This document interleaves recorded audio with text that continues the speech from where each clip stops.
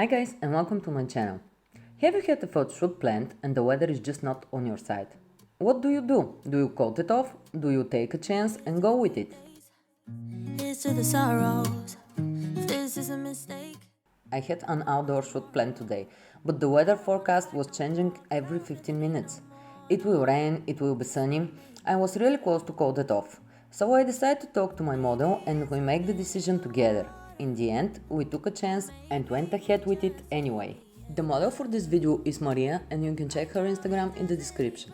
We started doing some test photos, trying to find a spot that worked in our location. And 5 minutes later, it becoming very windy and started to rain. So we had to move and find a spot with some shelter and a good light. This is our first spot. It worked perfectly for some airy pics and close-ups. The white walls of the building acted like a natural reflector and the green background worked perfectly. Don't say we didn't. I was your first love, and you were my first one. Cheers to all the memories. By that time, it really starts pouring, so we had to use the spot at its maximum. We changed poses, crops and her clothes. This just goes to show you that you can do a lot in a small spaces by changing other elements. Here I use the Tamron 70-210 in f4.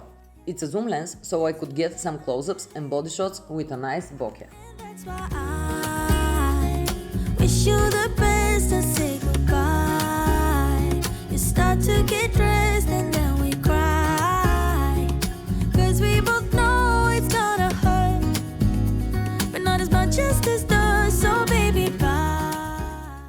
In the next set of images, we changed the spot and I wanted to capture some candid photos. I wanted them to look natural and not posy. One big tip for that is to ask the model to look away from the camera.